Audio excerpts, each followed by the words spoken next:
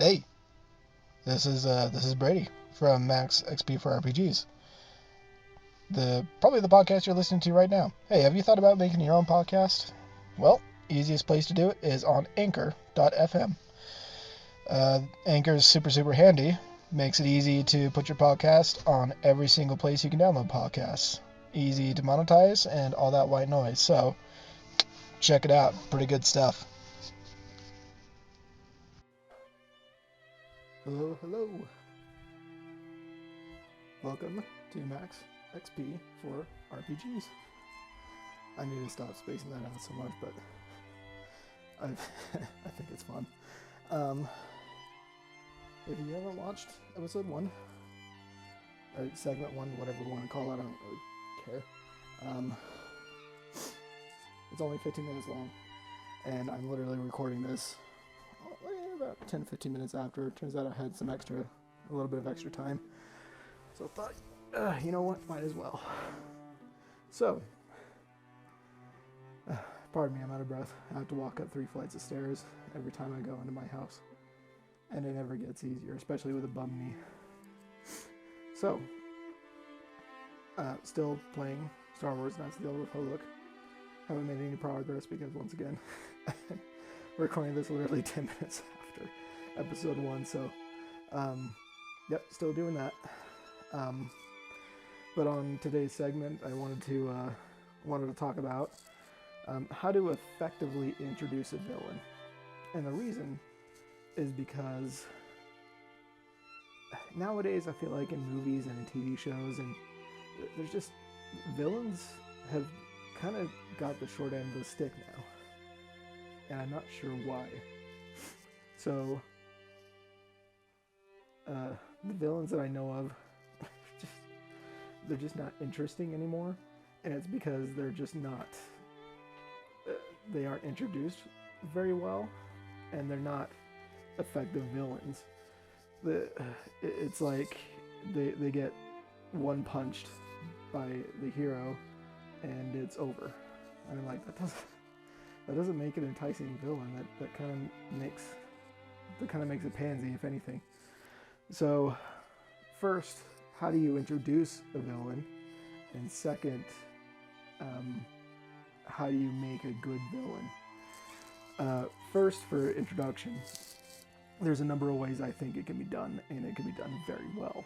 My favorite introduction for a villain is in the game Final Fantasy VII, and it's because through Final Fantasy VII, you know Sephiroth is a villain, but you don't even see Sephiroth until almost the end of the first disc, which is like a good 10 to 12 to 15 hours or so, I think. I don't know, it's been a little while since I played Final Fantasy VII, but you hear about Sephiroth, and you're following the trail of Sephiroth, which every single time you come across something Sephiroth has done, it's one of those things where you're like, oh dear, who are we up against? Because, just an example, when you leave the first town of Midgard and you're out in the open world, the place where you have to go is being guarded by this giant serpent that you essentially have to outrun. If you end up fighting it, it literally one-shots your whole party. There's no real way to beat it right at the beginning.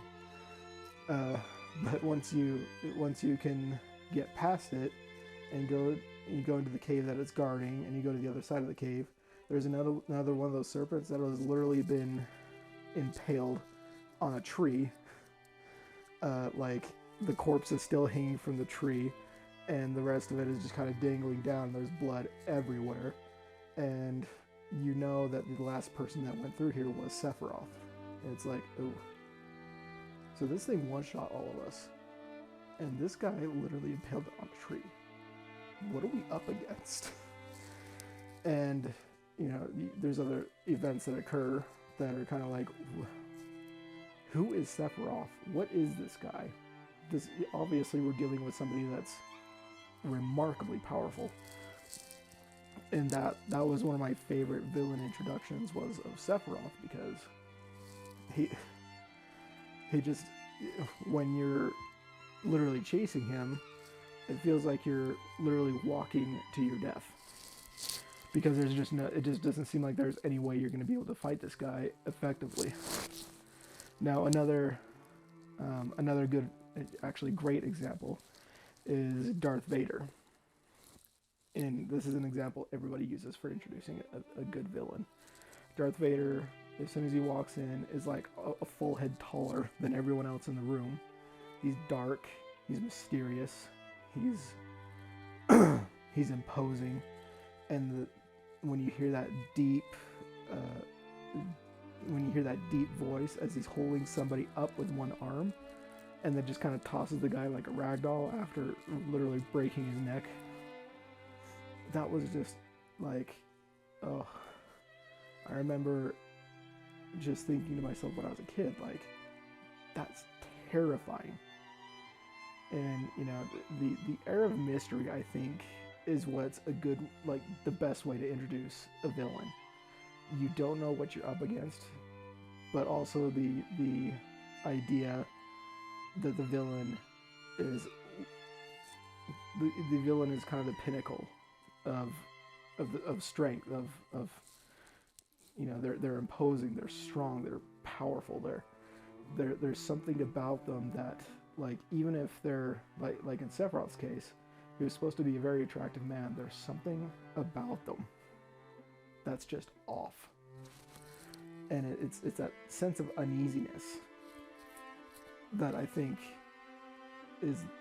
creates a really effective way of introducing the villain. Now, how do you make a good villain? Like, you know, again, with Darth Vader, he's imposing, he's powerful, he has that air of mystery. When you first see him, you don't know what he looks like. It's just he's hidden behind this mask and this dark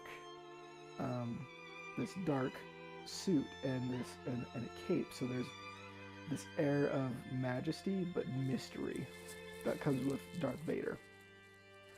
But other effective and very good villains, I think, are characters like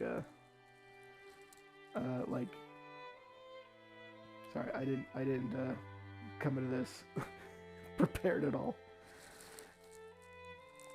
I think Bane from Dark Knight Rises is one of the best villains that I can think of. And a lot of people are like, oh no, Joker's way better. Joker is a good chaotic villain. But in the grand scheme of things, he's not a great villain. He's just a great antagonist to Batman.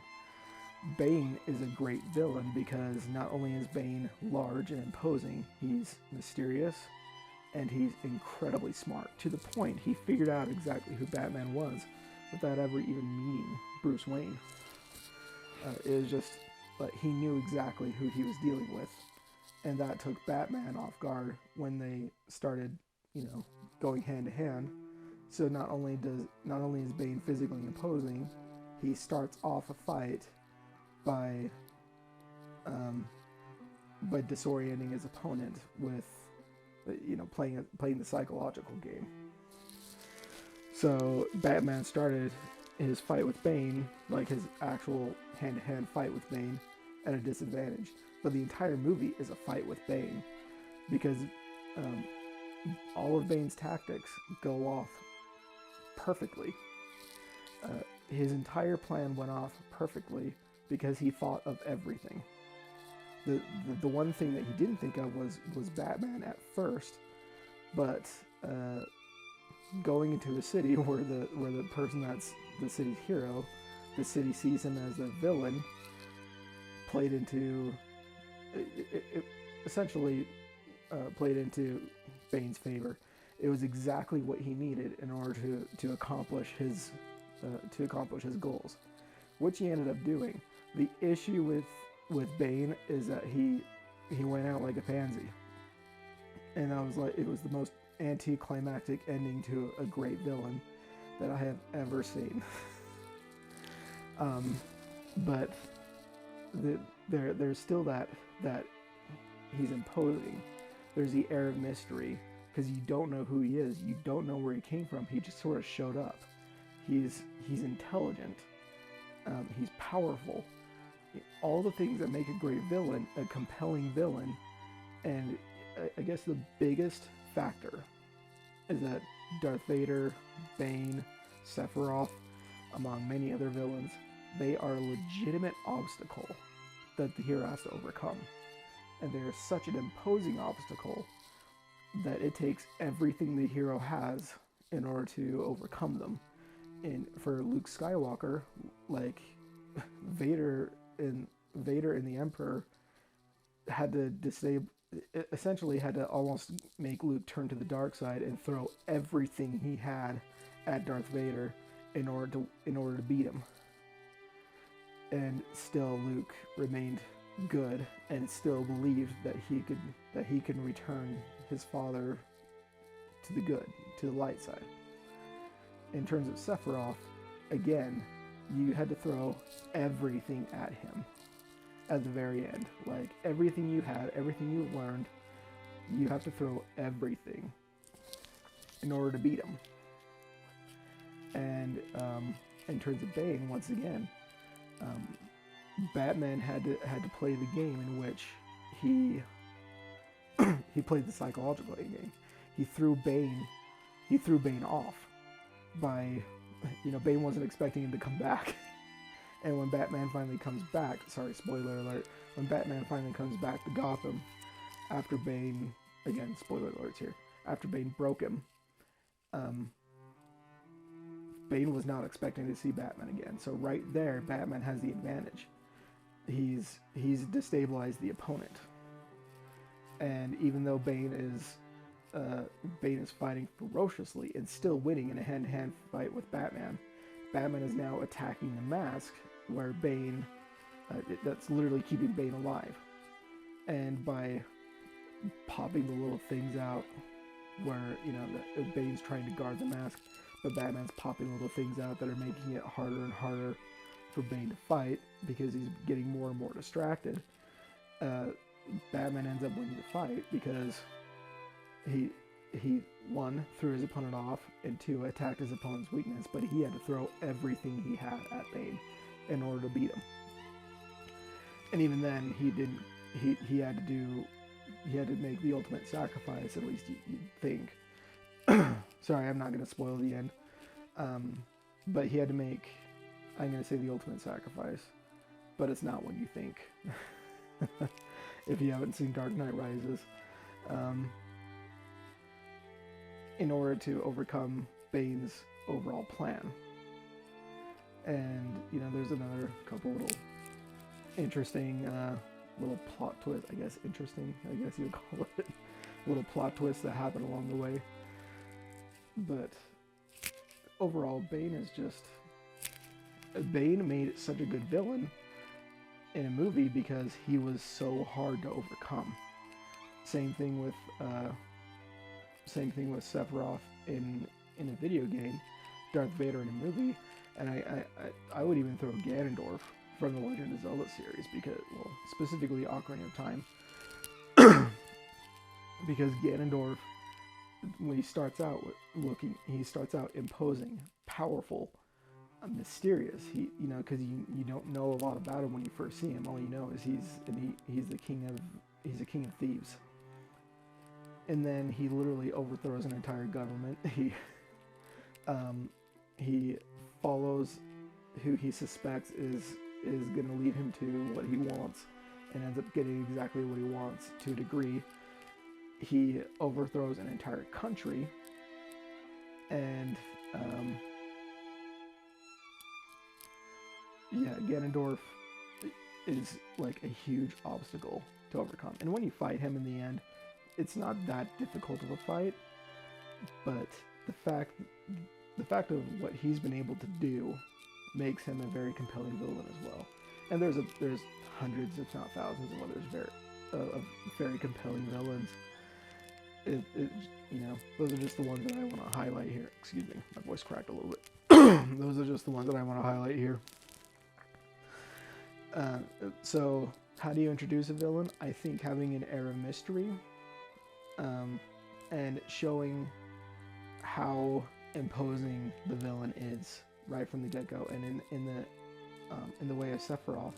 I think not even revealing the villain until, you know, like later on, when you've seen what they can do, you follow the trail, but then you find the villain halfway up the trail, and you realize exactly what you're looking at and who you're looking at and whether or not that you would be threatened by that.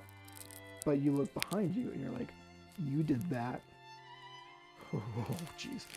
We're in for a fight. So the Sephiroth way, I think, is one of the best ways. But the Darth Vader way and the Ganondorf way, where there's an air of mystery, but the figure is so imposing that right from the get-go, you know to fear them. That's another very brilliant way to introduce a villain. How to have an effective villain? They have to be an actual obstacle, not like freaking Kylo Ren that gets beat every single time he fights Rey. He was never an obstacle for Rey. He was more an annoyance, and it's so sad because Adam Driver is such an incredible actor and he nailed that character, except for the fact that Kylo Ren was never a good villain. He got beat every time. So there's no reason to fear him because he's just gonna lose again, right? But with all that said,